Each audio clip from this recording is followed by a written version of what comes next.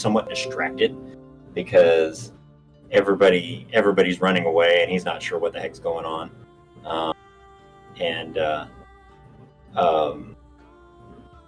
And so he doesn't realize that you're laying there at his foot, but at this point, they're running away. What is everybody else doing?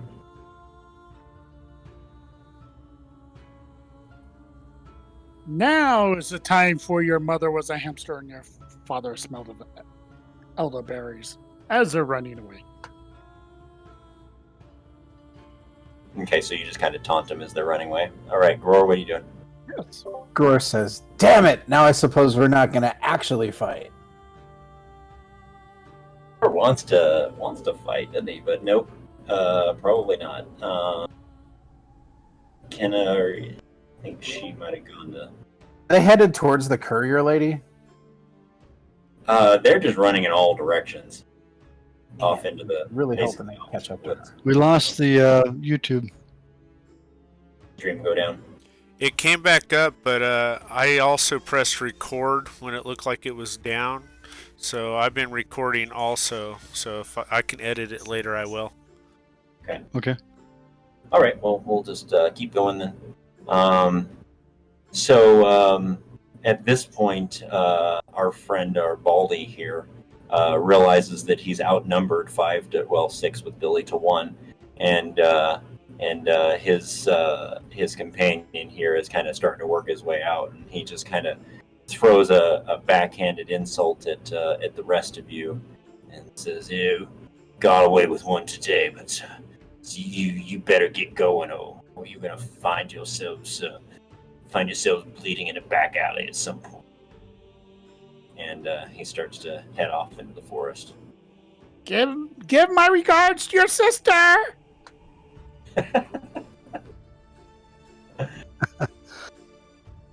All right, so There's another giant bear out there, really drunk and angry.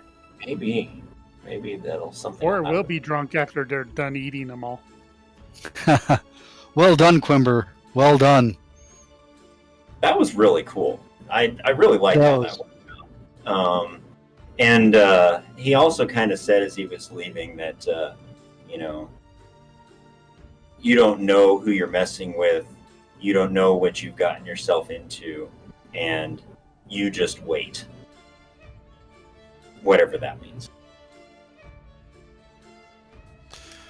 Yeah, I'm probably laughing a little on the side there.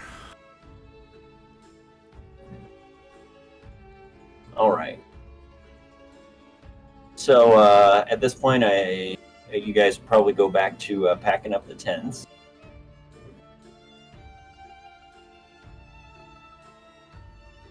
Yes. Yeah. Yep. All right. Also, I'm taking the opportunity to try to make sure that Billy has an extra sweater for the trip. Sweater made by your mom? Well, anybody's sweater. I mean, if we have to go find somebody that's roughly the size of a goat, whatever, Fleegan, you're giving up your sweater. Talking to your mom about the sweater, yeah. So, okay, so you guys go back to packing things up, and another interesting thing happens. So, coming from the east towards Nevermore on the Grand Road is another wonderful picture here.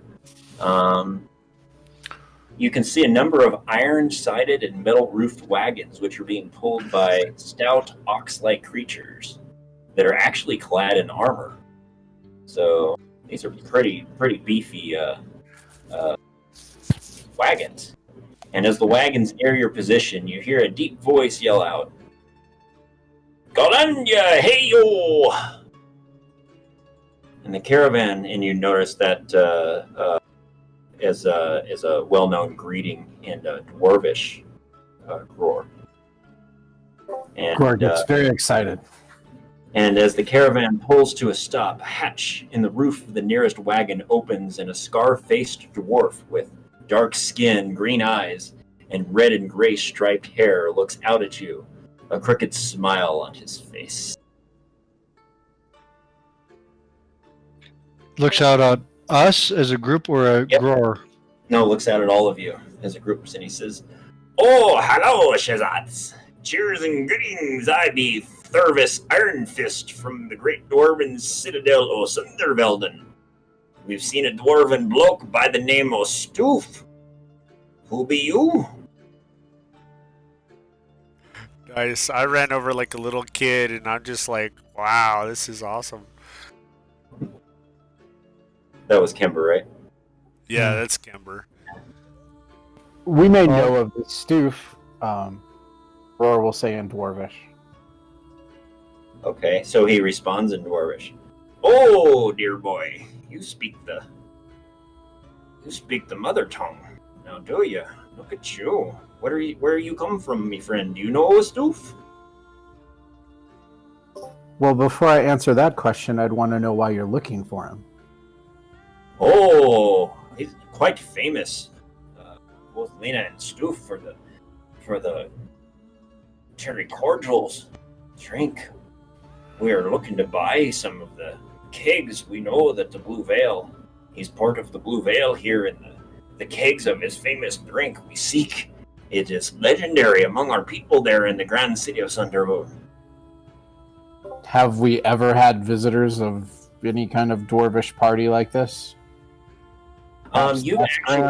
You've seen these kind of wagons before, and you know that they're heavily fortified. They're well built. In this world, you know this well. In this world, the dwarves are very well known for their technological advancement in the ability of warfare and architecture.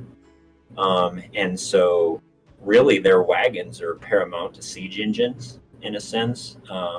You would know that most likely there are magicians and others inside these wagons that have weapons of quite destructive power, and that they're not threatening by any means, but they're something that you have seen in your travels before. Yes. Grower, would you like me to go get Stoof? He looks at you like, shh, in the middle of something here. I'm going to have to share a story I wrote about the fall of a king, which has to do with a war wagon. So that's awesome. So this doesn't seem that abnormal, or does this seem like this is the coolest wagon I've ever seen? You've seen this kind of thing. You've seen this kind of thing before, but it is damn cool.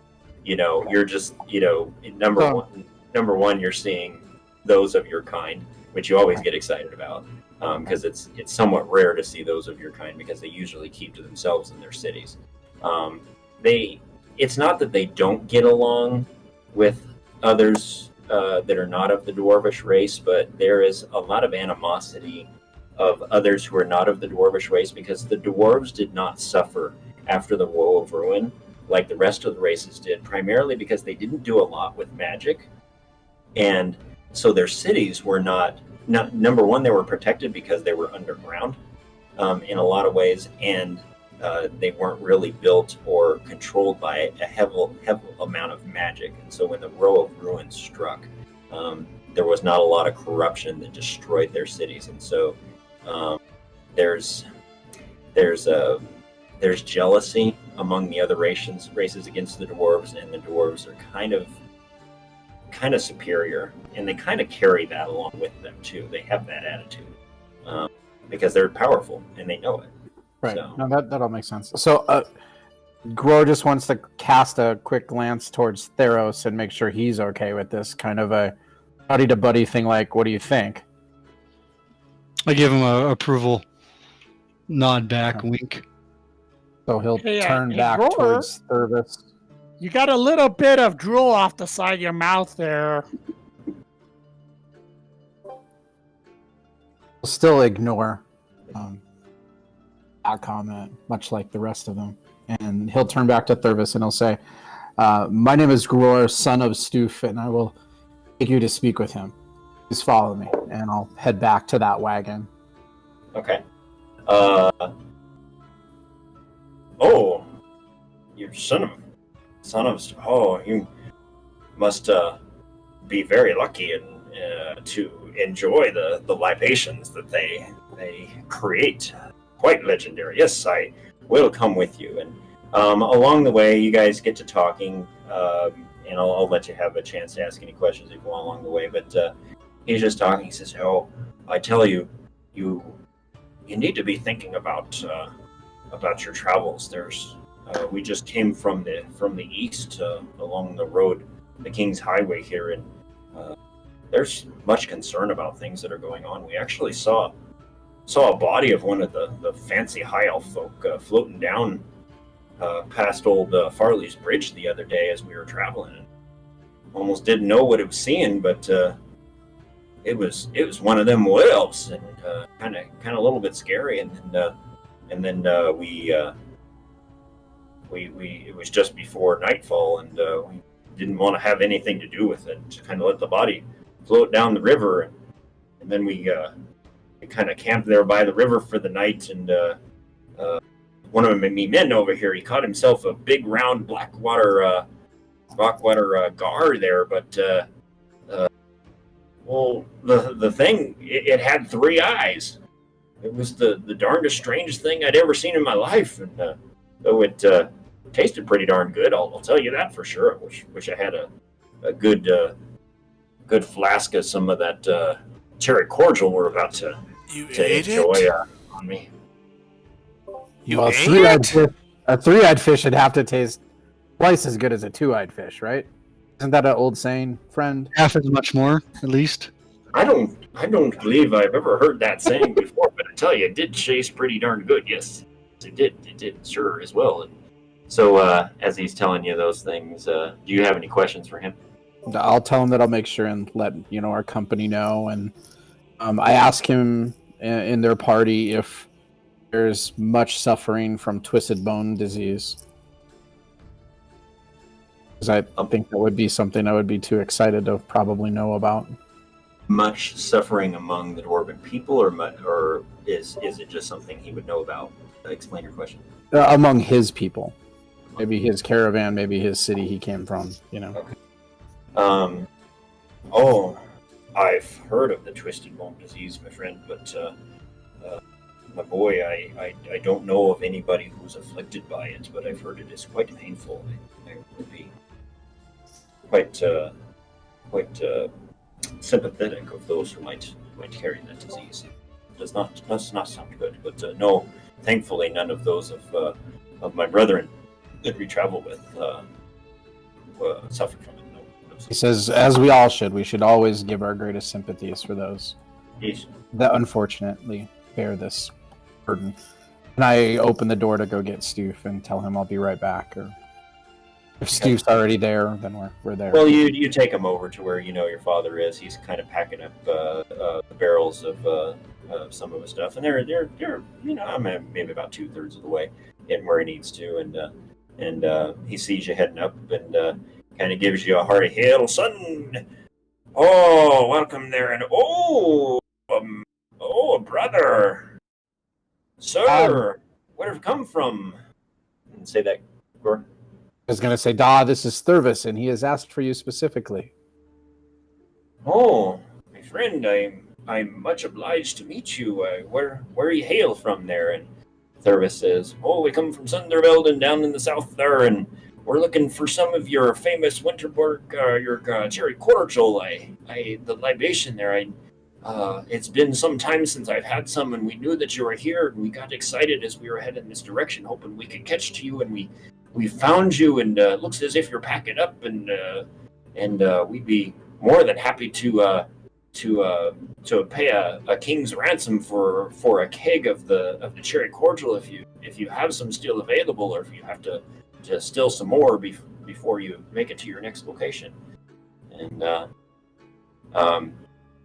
Stoof is quite obliging and says that he does have a keg available. In fact, he has 2 that he could hand to him, each about 10 gallons if the price is right. And Thurvis says, well, what say you to 40 golds a barrel? And Gror, you know your dad. And he has a tell. And you see that tell go off of excitement. And, but it's very imperceptible to others. And so he doesn't show that, he doesn't show his excitement at that. But you also know that the standard going rate for a barrel of this drink is 20 gold. So if somebody's offering 40 gold for a barrel, that's pretty amazing. And so you kind of have a little bit of difficulty keeping your excitement in check at this point. But Of course. yeah, you guys kind of talk a little bit, and your father kind of butters him up and talks with him, and they talk back and forth, and eventually doesn't even really haggle with him, just makes it feel, like, that's a fair price. And so they part with the money, and gain the big bag of the 40 golds, and they load up the 2 barrels. You carry one of them, and Thurvis carries the other back to the wagons, and you guys get them back to the wagons, and they say their goodbyes, and they say we be heading off to Darkenhaven to meet with the Senate. So we must be on the road. We want to make as much time as we can before nightfall, so we must be on our road. So, any other questions for them before they leave? That's the opposite way that we're going? That is the opposite way that you're going, yeah. They're actually going, well, kind of opposite way. They're going towards the northeast, and you're going to be heading towards they're going towards the northwest, I'm sorry. And you're going to be heading towards the east. Quembar realizes that we're getting a really good deal out of this, so he makes sure while they're loading up these barrels and making their goodbyes that the big old ox steed looking things, I start like running up to each one of them with like a bag of feed or something like that, making sure they're fed while they're having to stand there and wait. Yeah, the animals. And are quite appreciative of that, and they're very kind. They're kind dwarves. They're pretty cool. I would like to know if they're going to be headed back this way anytime soon. Well, it all depends on how the business goes, but that is not a tale that I'd wish to tell at the time. And it's funny because he's very kind, but you notice a kind of a change in his demeanor when you ask about that, as if he's saying, that's our business, not yours. Please don't ask that. I guess what I was getting after is if him that this has been somewhat a dangerous place. The Shriners are probably fine. The Shriners are overly, drunk and dangerous, and that we've found some magical ruins just to the south of the campsite, and that he should be careful when passing through here again. Thank him for telling me what he did, and I asked to hug him essentially like you would, I don't know, like a father, uncle, grandfather kind of sort of thing. Sure. Yeah, that's quite appropriate, and he's more than willing to oblige, and gives you a good pat on the shoulder and says, "You'll make a fine dwarf, my friend. You have a sharp axe and a strong will, and I can tell, and a great beard, and I can tell that you will go far in this world. And fare thee well, friends. Fare thee well." Wells with pride. Yeah. What town or city did Borg and Kalanassi go to? They just went to the south, somewhere to the south of there. Okay, They didn't go to any town that you know of. It wasn't, Brand didn't really tell you. So apparently they just went with Tadasid towards the south to meet up with something or somebody or something like that. All right. Yeah. All right, so they pack up the barrels, you guys feed the oxen, and then they head off on the road towards Nevermore, because it passes on by Nevermore and then heads on up towards Shugenshire, and then beyond that into Darkenhaven. So they're gone there. So as that's happening, you're noticing that most of what you're doing is starting to kind of dwindle. Your duties are starting to accomplish your goal for packing up, and it continues late into the afternoon, into the early evening, actually, with most of the work being completed as the soul set nears, so just before dusk. And your work is just winding down when Anton actually comes around to your group. He seems to have an uncanny ability to know when you're just getting close to finishing a job. And typically, he greets you with a wry smile before setting you to some other new chore. Well, today, however, he is clearly in no mood for play.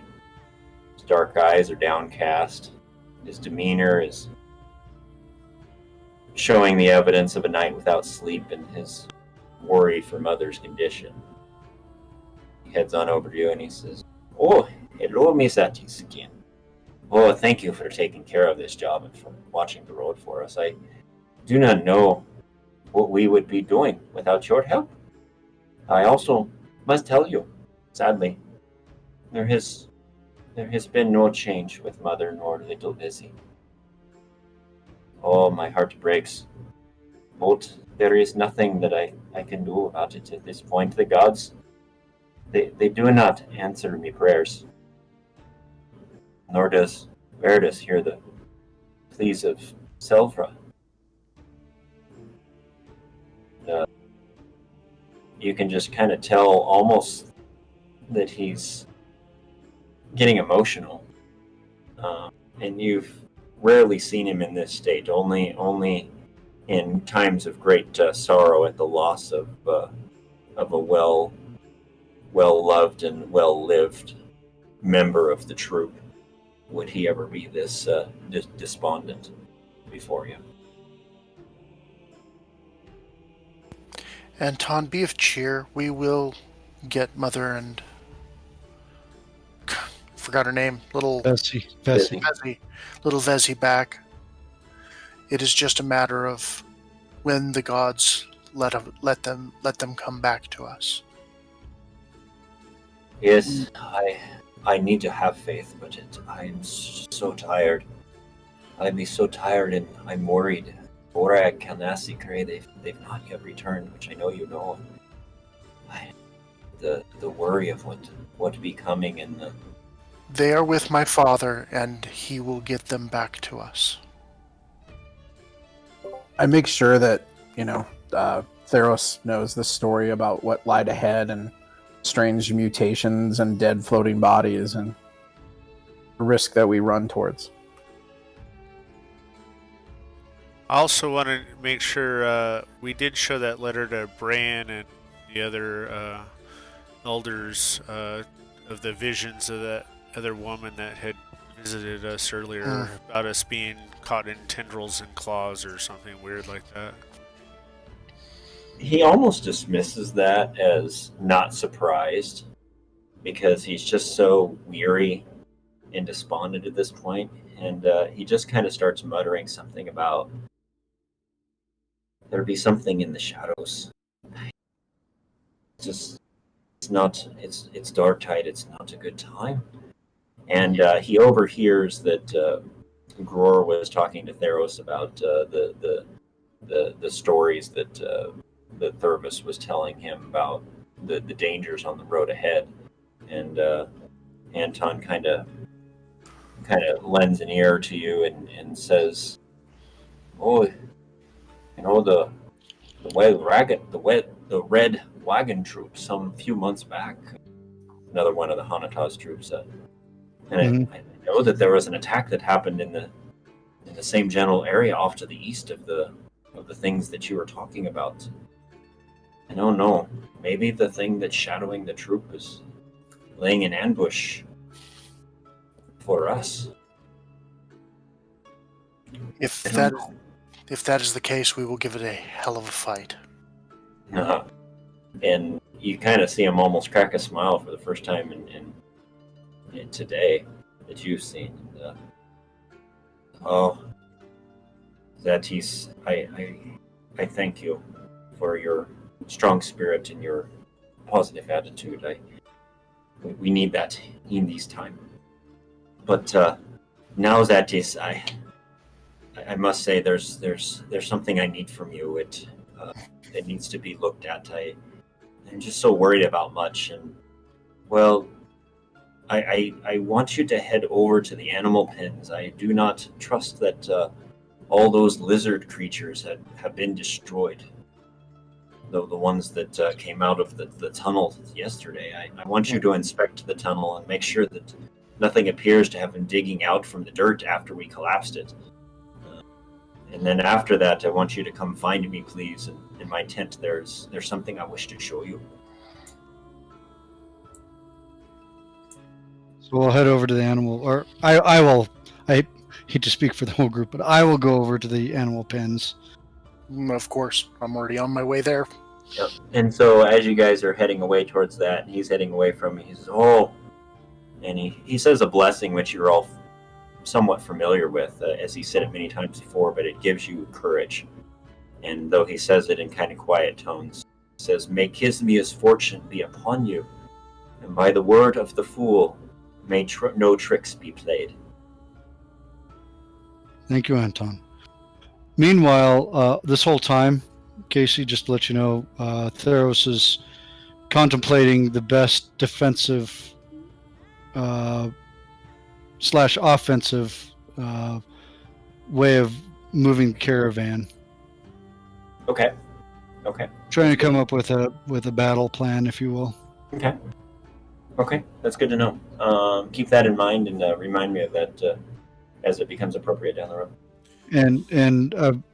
And of course, this is all outside role playing, but I'll be speaking with everyone here as well as speaking with some of the elders quietly about that, Bran and so on and so forth. Well, maybe something we've done in the past, something like that, draw on their historical knowledge. Okay. Yeah, keep that in mind. There'll probably be a point where that becomes appropriate and relevant. So we'll just remind me of that when we get to that point. You'll recognize it. Also, if there are things hiding in the shadows, we should probably keep as many magical fires going as we can. I mean, sure, it's just a lot of talk about things hiding in the shadows, but what if it is true? And if we can eliminate as many shadows as we possibly can, that might be a good thing. We will keep the storm lanterns lit, and I'm sure more than just you can cast light in the group. So, And we'll make sure to have watches. oh yes. Okay. All right. All right. So you all head over, and as you arrive at the animal pens area, it's obvious where the tunnel has collapsed, as there is a fairly large, long divot in the ground heading off to the southeast. So, right there where you guys had that the sinkhole that opened up, and then you headed down the tunnel, which eventually took you to the basement of the tower and all of that. Yes. What happened is they went through and they actually collapsed the tunnel. The troop did, to make sure that any other lizard creatures or anything didn't come back up out of the tunnel. So that's what that divot is, and the long divot-y trench out towards the field in the direction that the tunnel went. What do you guys do? There was also that place with the strange door we couldn't bypass dealing with the necromancer, but I'm not really wanting to go back there, just mentioning it. I'll do concentric circles away around where the collapsed tunnel is. Outward, outward towards where like the tent fire is. Doing what? Doing concentric circles. Okay. So starting center and doing a bullseye, basically outward. Yeah, I understand. Okay. I'll be checking on the animals, make sure none of the animals have any fresh wounds or anything like that, or a fresh dead snake they might have stomped on. Okay. Hannah, what are you doing? I will actually follow along the trench and make sure that I don't see any indication that something has started to dig up through it. Okay. Fleegan, what are you doing? Going to make sure the wagons look like they're okay. Okay. All right. Gror, what are you doing? Gror wants to go with Kenna. You want her to do the same exact thing. Okay. Excellent. All right. Gror and Kenna, give me a... Never say no to having Gror along. Give me a perception check, both of you. Finally, a decent roll.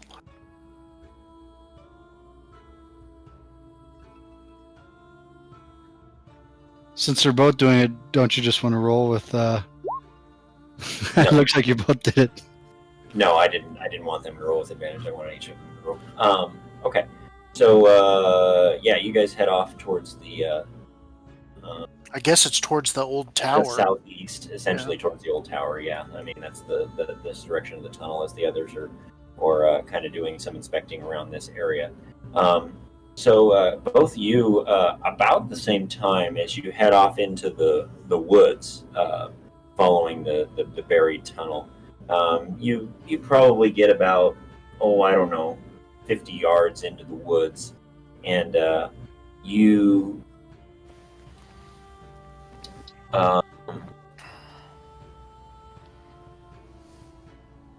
notice a strange viscous liquid in the dirt.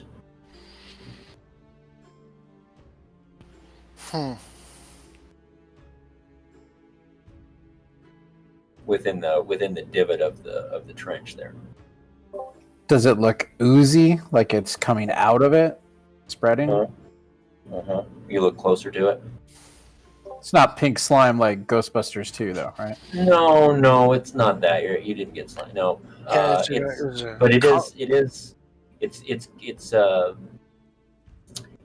not pink. It's yellow. It's thick. It's slimy. It's kind of a sickly yellow green in color.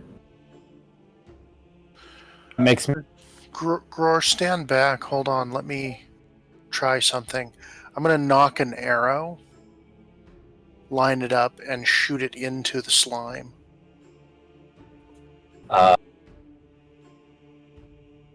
Give me an attack.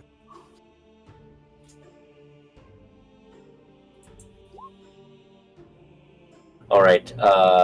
You actually hit the dirt, and your arrow sticks in the dirt, and the ooze kind of bubbles a little bit more up out of the ground where it hits, and just kind of splatters a little bit. But it's not any more than maybe maybe a silver dollars amount bubbling up from the ground at that point. But the slime, the ooze doesn't seem to like react to the arrow or anything like that. No, it just kind of splatters when it hits. Does it smell or remind us of like the snake people? Any of that kind of stuff seem familiar? You have to get close enough to it to smell it. You want to do that? Oh, now that the dangerous arrow is not being shot at it, probably, I guess it's safe. Yeah, We'll go forward to go get your arrow for you. So do you do that thing that we learned in chemistry class where you do the wafting instead of just sticking your nose in it and sniffing in? And Yes, inhaling? of course. Yeah. As a brewmaster, I've been taught. yes, You would know how to do those kind of things. You're Yeah, right. yeah, absolutely. You get a whiff of rotten eggs,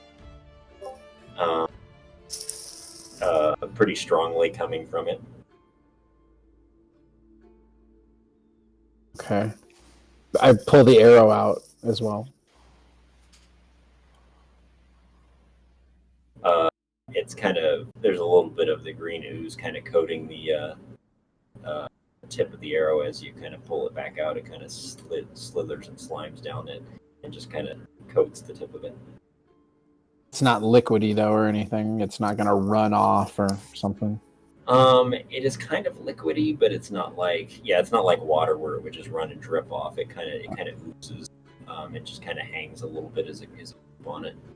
I'll hand it back to Anna and say, I think you wanted a sample. Not really. As I take the arrow and I flick away from both of us, the ooze away from both of us. Really worried you're going to punish me for that joke. Give me a Put it back in Gore's beard. Of course. Yeah. I want Gror to give me a dexterity saving throw, please. Uh-oh. That escalated quickly.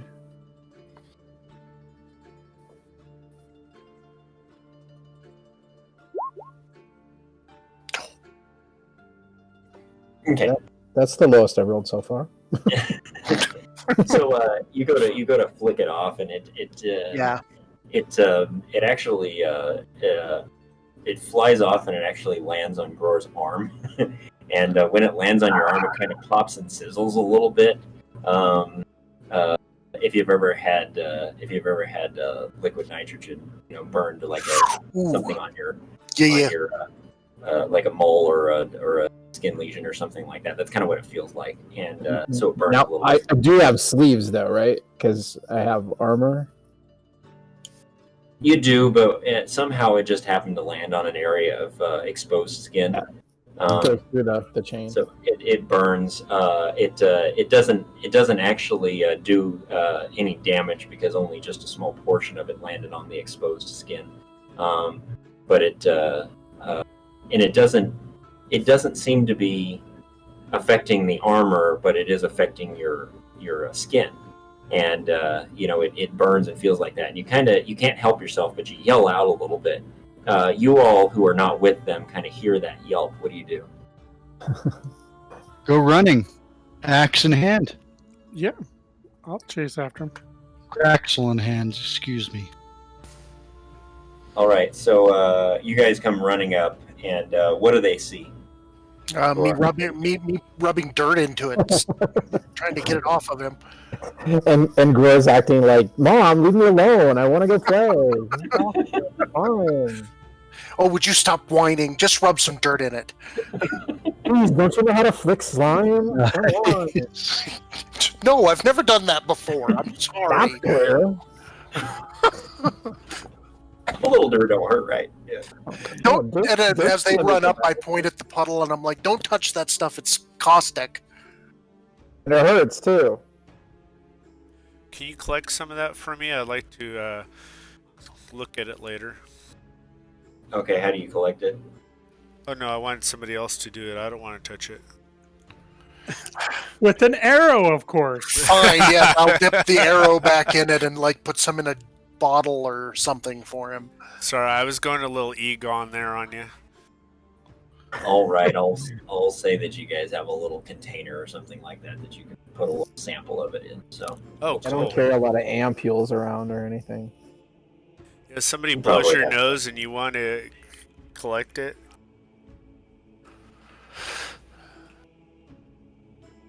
Sorry, I love the Okay, Ghostbusters. So, do we ever leave in the night like a bunch of crazy gypsies? Do you ever leave in the night? Yeah, like, from this carnival site. That's a tail yet in the tailing, is it not? Do we have to stay overnight at this point, or since you said we were now nearly packed, could we? If we're packed, we could leave at any time. Who are you calling crazy gypsies, by the way? I said like crazy gypsies. I wasn't calling anybody. I'm not So- saying we're all cray cray, but we're pretty cray cray. Yeah. Yeah. We'll let the story evolve as it evolves here. So you guys come over and see what he's doing, and I want Quembar and Fleegan to give me a perception check, both, please.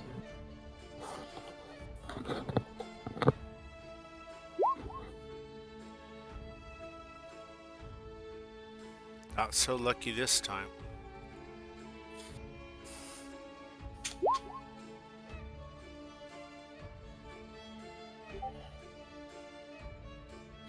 Okay. Theros, give me a perception check.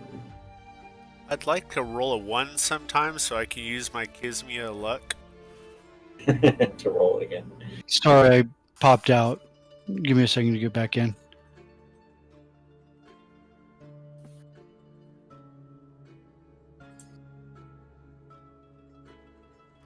Man, they're really good at making sessions fun without combat.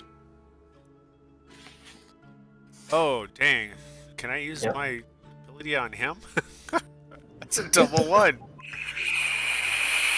Or no, that's Nice roll. double 4s. Yeah. No, they're just low rolls there. So, yeah. So, Fleegan, as they're kind of trying to collect the sample of the little green goo there, you kind of hear a commotion coming from behind you back towards camp. What do you do?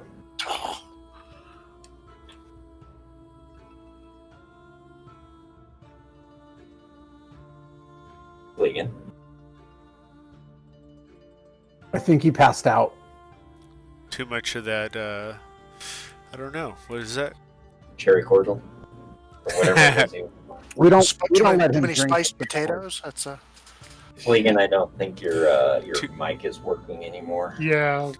He's Now I had too hear you. much of the halfling leaf. Yay! I hear you think now. the antivirus on my computer is acting up and killing things. So, So I hear a noise back to camp. Back to the camp! Okay, having been the recipient of many audible things that everyone else hasn't heard, if he panics like that and runs back to the camp, I'm right behind him. he's seeing things again. That seems very relevant to like the last disaster I recall. So Is it fire? When I see things, I stop and I collapse. I don't go running randomly towards camp. but that's not exactly how we remember it. I can see we're running back in I'm the picking dark, up jumping over and things. running after him. So you guys beat feet back to camp because, I mean, Kenna really hit the nail on the head when, you guys have had enough instances of him seeing things. Your concern is quite heightened. And, but the funny thing is that this time he's not having a vision about things being on fire.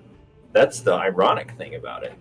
Because you guys take a few rounds to get your selves back to camp and are beating feet there. And as you start to get closer to camp, you start to actually smell smoke.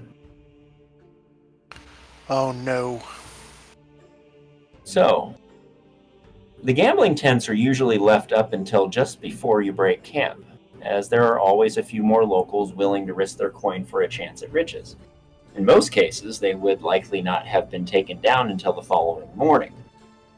However, one of them is rapidly being consumed by fire.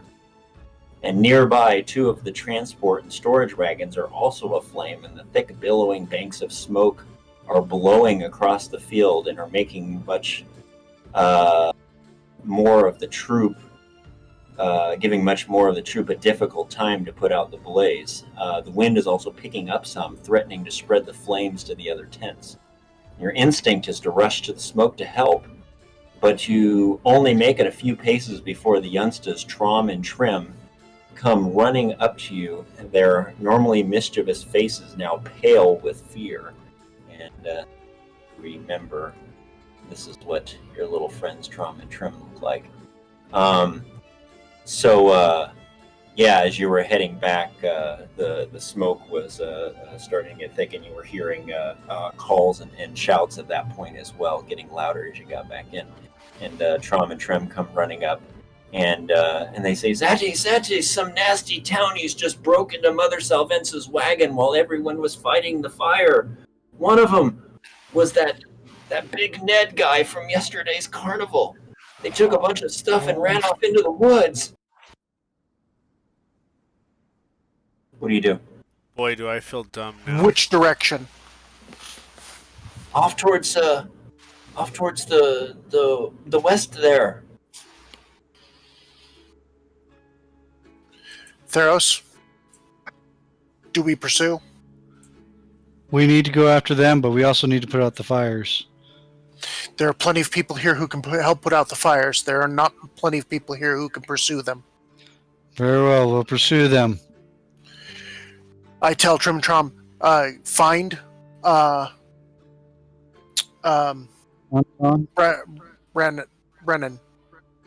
Brand. Bran.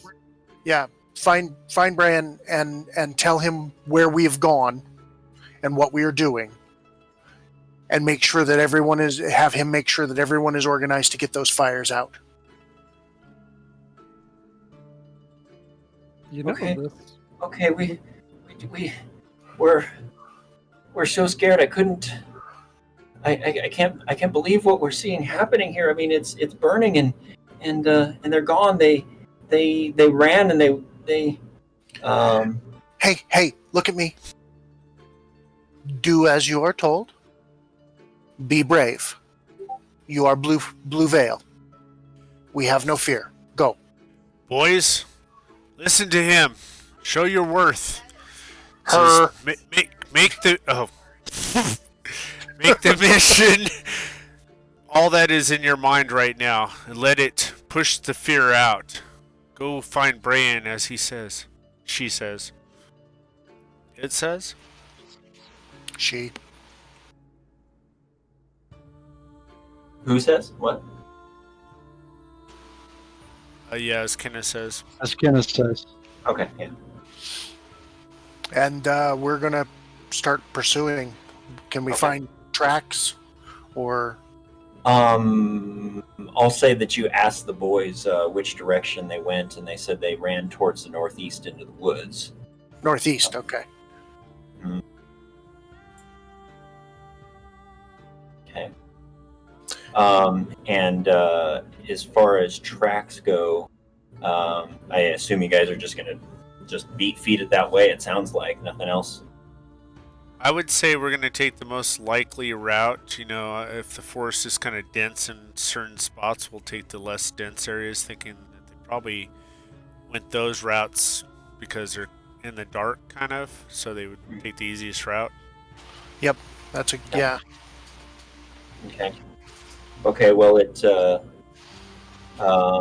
yeah, it seems as if there's a few trails, or not a few trails, I guess, yeah, a few trails, just kind of footpaths that actually head right up onto the main road that heads towards the east, towards town. So if they ran off into the woods to the northeast and then it's east to town, they're probably heading back to town.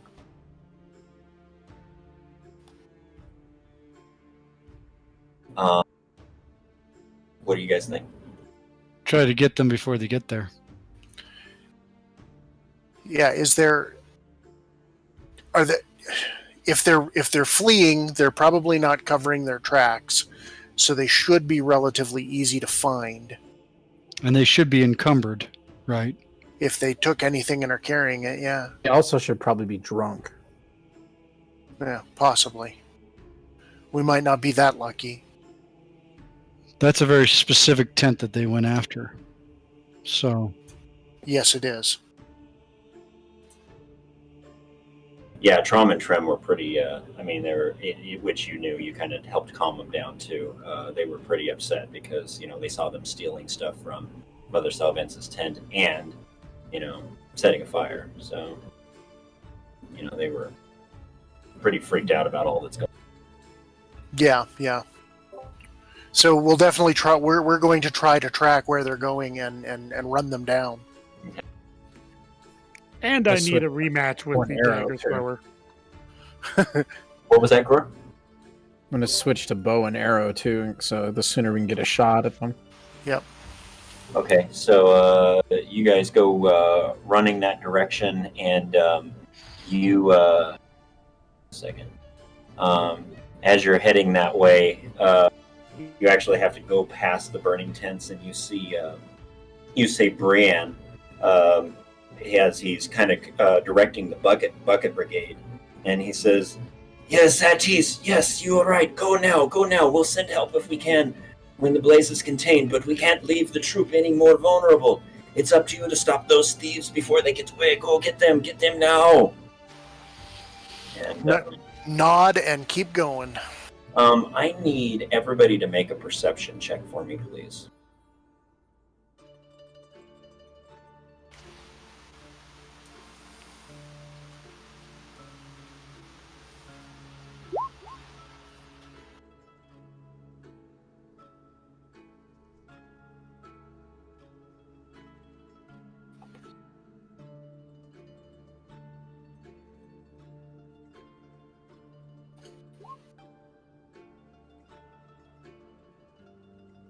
Fleegan, can you get me a perception check, please? There. Yeah, sorry, Okay. I thought I did. That works. As you guys are heading off that direction, Fleegan and Theros both immediately recognize that something isn't quite right with this fire that's going on.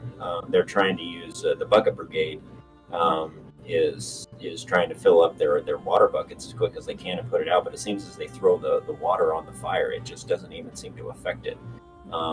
It's a concern to you, but your resolve is such that you need to head off and catch these crooks, and so there's some concern in the back of your mind of what the heck is going on here. So all right, so as you head off down the trail and then end up on the main road, the Sol is nearly set. If you don't remember, the Sol is the name of the sun. The Sol is nearly set. Its late rays filtering through the trees, and a cold wind is rising, blowing east to west across the path, almost as if to discourage you from your pursuit. Second. I think the gods just like it to be more dramatic. If it is the gods, it's not the ones that we worship. Good point.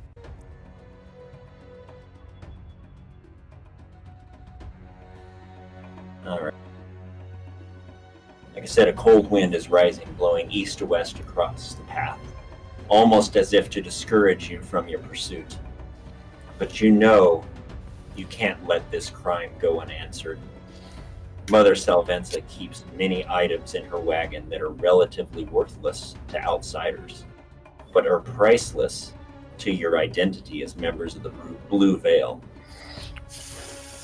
This spiteful act by the three men from the archery range angers you more than if some sticky-fingered cretin had made off with a bag of coin. Such has happened before. And, well, truthfully, it was only fair as, well, your fellow Hanatas have been known to lighten a heavy pocket now and then. That's just business. This, however, was personal. And as you leave the carnival behind, heading north on the path in the woods, you wonder if there will be blood tonight, and if so, will it be a problem for the troop? And that, my friends, is where we will end tonight. Oh. Darn it! Oh, God!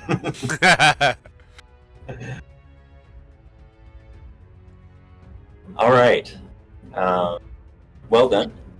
Tonight was, I mean, there's the opportunity for combat, but I think we had a very fun interaction with that. Yes. Regardless. And story, opportunity for lots of story and interlude. And so I enjoyed it. I hope you all did too. I just don't know how anybody can stand up to Theros and act like they're tougher. I just don't. I don't see it. He's a pushover. Whenever I almost fumble an intimidation, it's pretty easy. With big old teddy bear. I know Gror really wanted to go fight that courier, and I don't know, maybe we'll... Yeah, that took quite a bit. I really wanted to make Billy make a pile of crap for her and dip her in it. Yeah, she was quite unkind, but well, there you go. That's our NPCs for you. So. But cool. All right. Well, any questions? I guess we need to say thank you to those who watched the episode. We hope you enjoyed it as much as we do playing it. A wonderful tale, and there's many more to come. And we leave you with a cliffhanger tonight, so that we hope you will join us again the next time. So, as always, my friends, may all of your adventures be sticky. Thank you. Hi. Good night. Good night, all. Night. Okay, guys. Yeah, that was fun. Yeah. Sorry it took so long to get us back